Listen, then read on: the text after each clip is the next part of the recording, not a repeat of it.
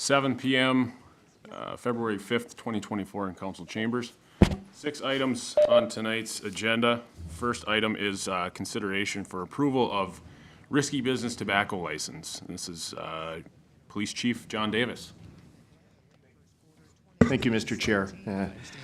As I know you recall, on December 4th, council took action and denied the tobacco license that was submitted by Suzanne Milton for limos, etc., doing business on behalf of risky business. The relationship there, as you probably recall, with Suzanne Milton is the mother of previous owner, manager Ron Beatty. At that time, the basis for denial was really 3 parts. First was a lack of current workman's compensation policy, a fraudulent information on the application, and a criminal conviction sustained by Ron Beatty for selling untaxed tobacco products within the store. There's been some, I guess, changes within the corporation and the business as I understand it. Present here today, I'll just point out, is Jeremy Ryder, the current owner and CEO of Limos, etc., doing business as risky business. So since that time, new application's been submitted. A new workman's comp policy included. As I reached out to the insurance company, I learned that this comp policy has been in effect since April of this last year. So at the time of their initial application, they did in fact have workman's compensation policy. However, the information they provided to us was for a previous expired policy. So therefore, they were in compliance with that. That was also specific to the fraudulent activity, was listing a policy that was no longer in effect. However, I think it's pretty clear that that wasn't an act of deceit on their part. Once again, just a typographical mistake. And then the third component, as far as the previous violation for untaxed products. So like I said, Jeremy Ryder is the CEO operating the business now. We've been provided a copy of Ron Beatty's resignation letter, and my understanding through conversations and our own observations and information gathering is that Mr. Beatty has been essentially absent from the business for the first part of this year, giving us an indication that there was in fact probably a structural change within the organization, and we don't see him there, I guess, part of the daily operations. The police department, I guess unbeknownst to Mr. Ryder, we've been in the business, we've done compliance checks, they have been in compliance, not selling the products. And also, I reached out. Mr. Ryder did give me the contact information for the state licensed tobacco distributor that they plan on doing business with. I reached out to them just today and did confirm that Risky Business has reached out, established a relationship with the business. Risky Business staff has gone to the cities, placed a preliminary order. So there's indications that things have been turning around, I guess, and changing some of the practices. So with that, I'm bringing this back to the council and looking for either one of 2 motions, and that would be to approve the issuance of the license contingent on a successful fire inspection, or to once again deny the issuance of the license. Mr. Chair, Yeah, Jeff. if we continue issue the license, does that prevent the former manager, Mr. Beatty, from working there, getting rehired? I am not aware of any standing. I guess the city would have to prevent that. Right. Okay. Yeah. Is that something we're concerned about, you think? Well, you know, is that a possibility?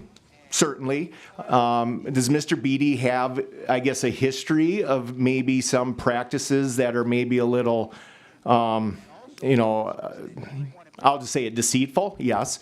So I couldn't completely rule that out. However, I do think that if the council were to approve it, that The police department would be able to probably monitor and continue with compliance checks. I know the state of Minnesota will continue with their checks, and I guess we would have to deal with any issues that came. You know, obviously, no guarantees, but something we'd continue to monitor, you know.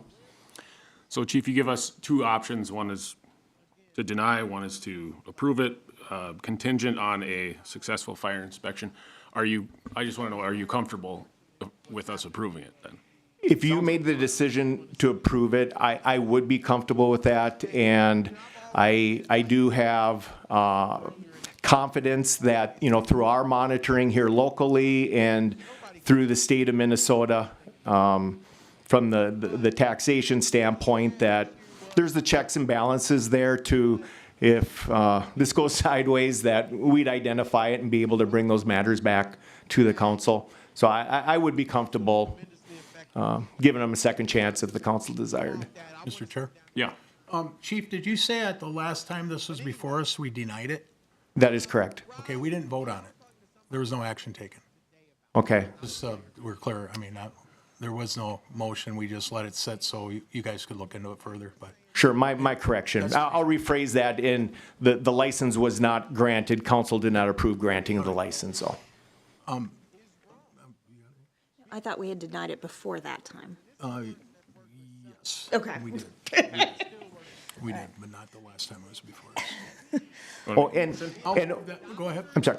And I guess there has been 3 applications submitted. I believe maybe one was denied. Maybe the one you're referring to was never accepted by city staff. Correct. Yes, and I'm really talking about the first one that I brought to the council as an agenda item. Yes. All right. Chairman? Yeah. I would move to approve as recommended, or by the chief. Second. Okay.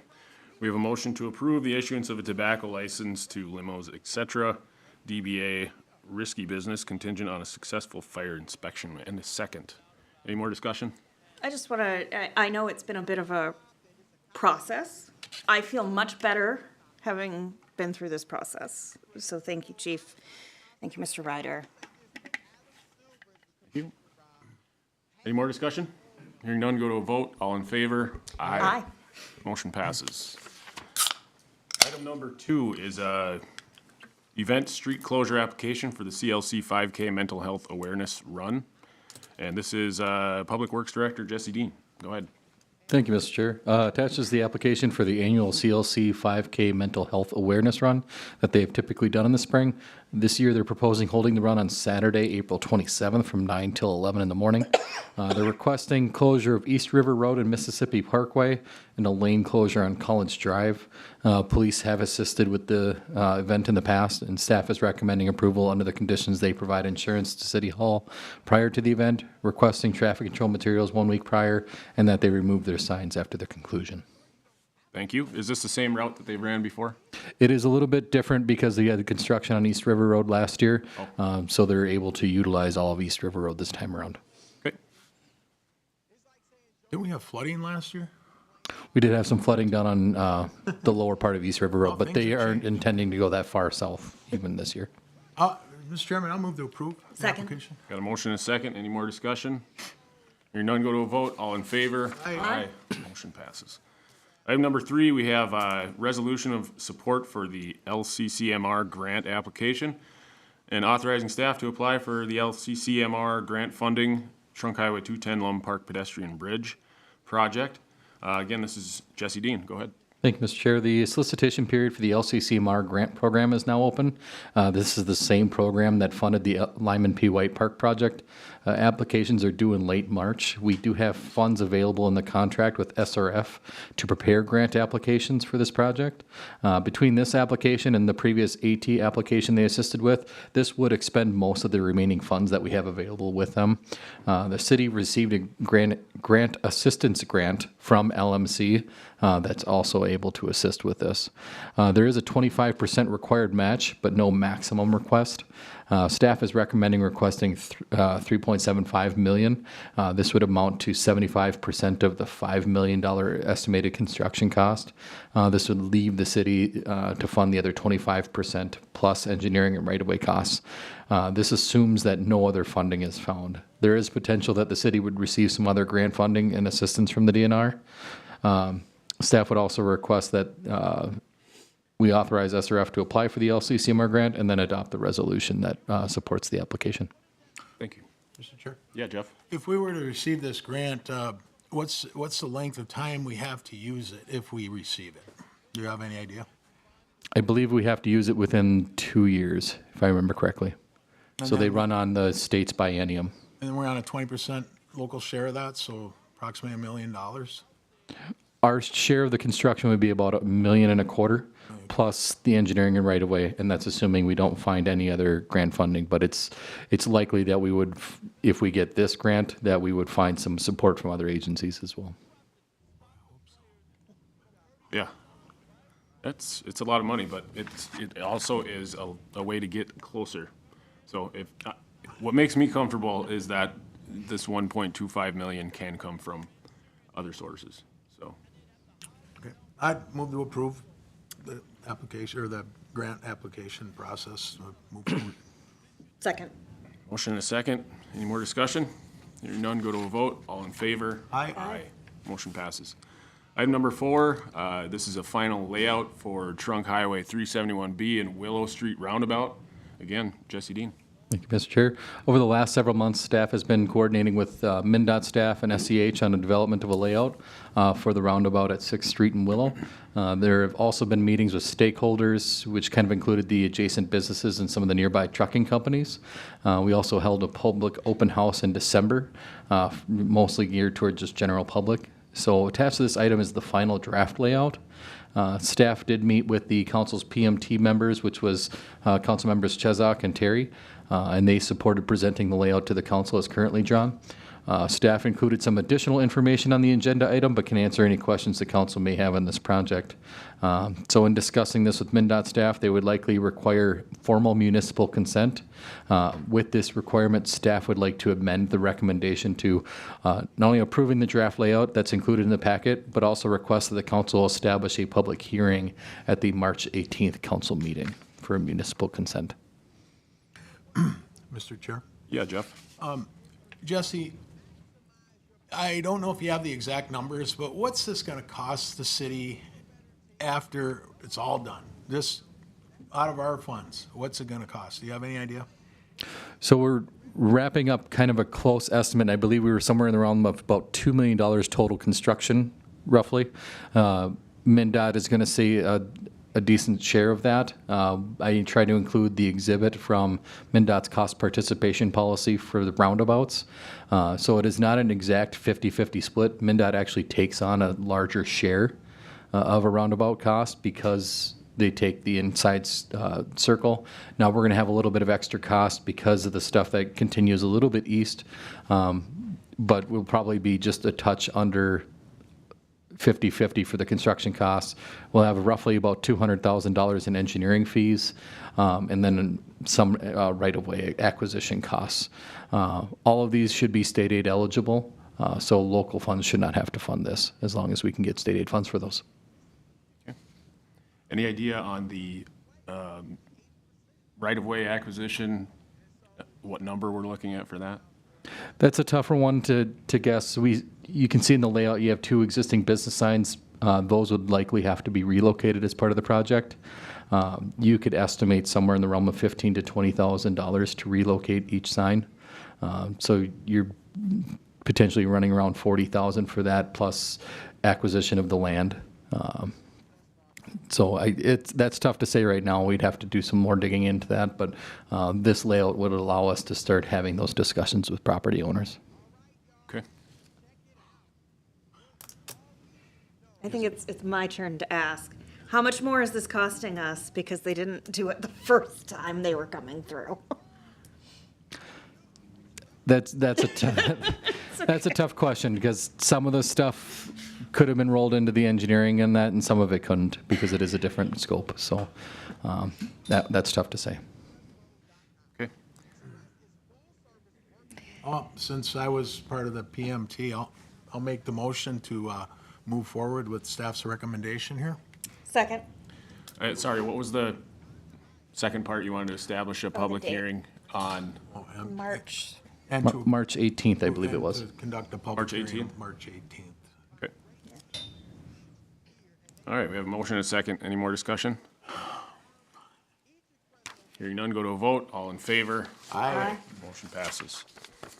Item number 5, we have authorization for staff to request LPP funds for the Trunk Highway 371B Willow Street Roundabout Project. Again, Public Works Director Dean. Thank you, Mr. Chair. So same project. So staff is requesting authorization just to request local partnership program funding for the roundabout project. This is actually MnDOT funding that can be requested to fund a locally driven project on the state highway system. As this program funds locally driven projects which have not been identified in MnDOT funding, the funds are to assist funding MnDOT's share of the cost on the project. MnDOT staff has indicated that they have not been able to identify funding for their share of the project in 2025, so this program may be the only source of funding for them. As the deadline for requests was in late January, staff had to put in a letter that requested the funds, but if council does not approve of the request, staff would rescind the request. Staff is recommending approval to request the $1.5 million of LPP funds for the project, and a copy of the letter that was submitted to MnDOT was included in the packet. Excellent, thank you. Any questions? Any motions? I move that we follow staff's recommendation and request or approve their previously made request of the LPP funds. Second. Yeah. Motion and a second. Any more discussion? Hearing none, go to a vote. All in favor? Aye. Motion passes. Final item is approval of the Brainerd Restoration Downtown Welcome Bench. And again, I think this is you, Mr. Dean. Thank you, Mr. Chair. Brainerd Restoration approached the council last May with a concept of an outdoor bench and seating installation that was intended for one of the planter spaces in the bump outs in downtown. Attached is an updated drawing of the bench and seating as requested by the council. It's shown in the southeast corner of 7th and Laurel, but the final location is still being discussed. The intent would be to install this in late spring, assuming we can get all the materials and all the fabrication done. Staff is recommending approval of the bench and seating installation as presented. Thank you. Could you entertain me or whatever, give me how many seats approximately will this people, how many people will be able to sit at this bench? Would you guess? There's 7 built-in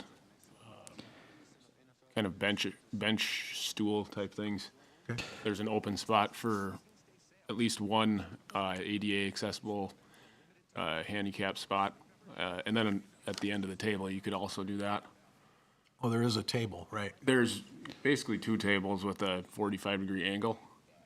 But there is, the question I have about the decorative kind of fencing that's going to be left over from the garden that's there right now. Is that necessary to keep it? I mean, it seems to me like it's kind of just a trip hazard. But I get that it's decorative. It's not necessary to leave it there. That can be removed as part of this too. They did propose to remove all the curbing that borders the planter right now. So you can kind of see here that decorative black railing is left in place, but all the rest of the curb is removed for that very reason, to avoid the potential trip hazards of people trying to access the area. But as we go through there, we could remove the other ones if that was Yeah. what the council wished. I don't want to pick it apart just because of that little detail, but I just see that as a potential And problem. that probably doesn't have to be done as part of this project. We could leave it in place and then decide to remove it at a different time as well.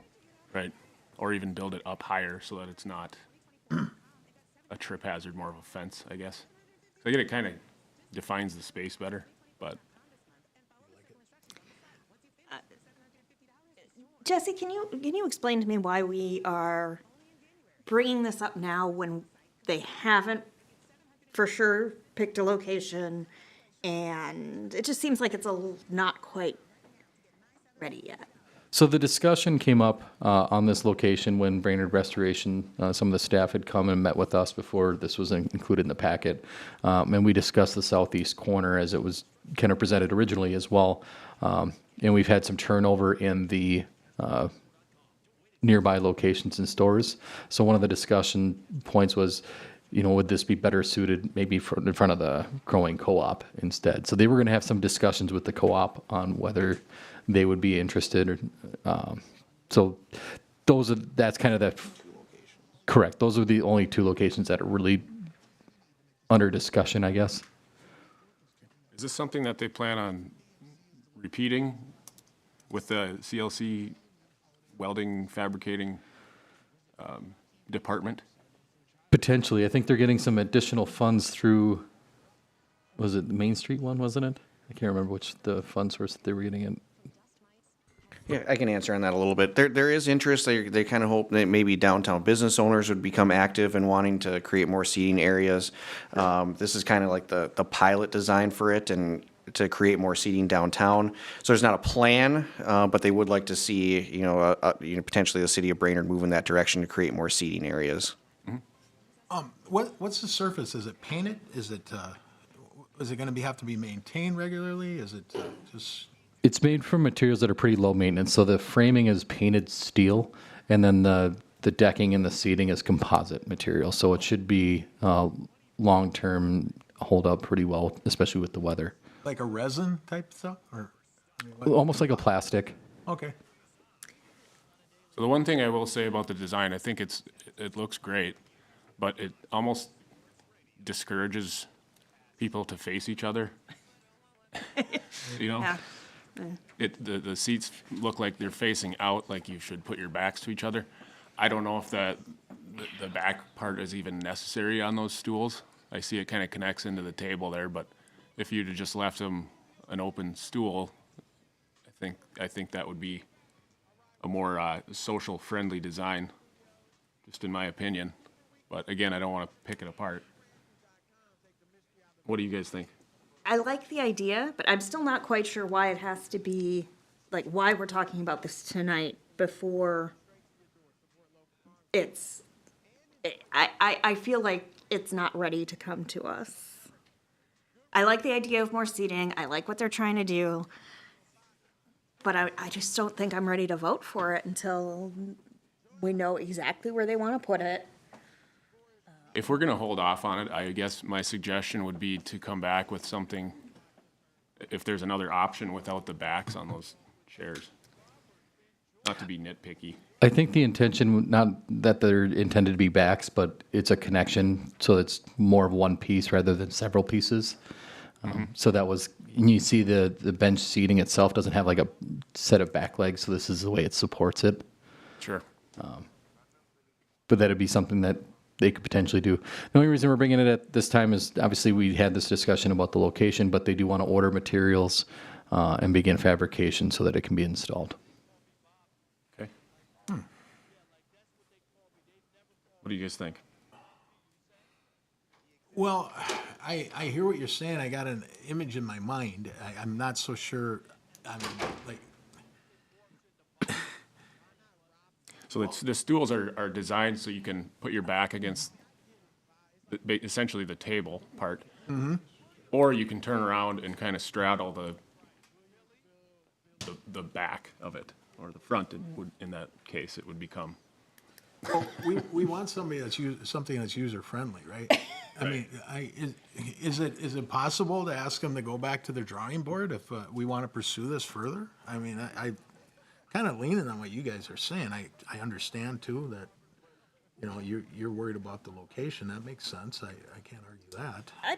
I like the location, but if they're not Not sure. sure, then I don't want to, Well, yeah, and I don't want them to order things and then and then we don't know where it's gonna go. I just, Or have to change it. or have to change it, or, I got an idea.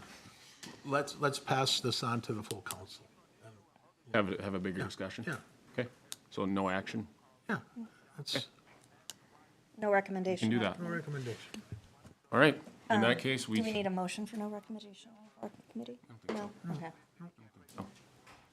we can just adjourn unless you guys have more discussion. Well, I'm very indifferent on this, as you can imagine why, but I certainly understand what I'm hearing, so.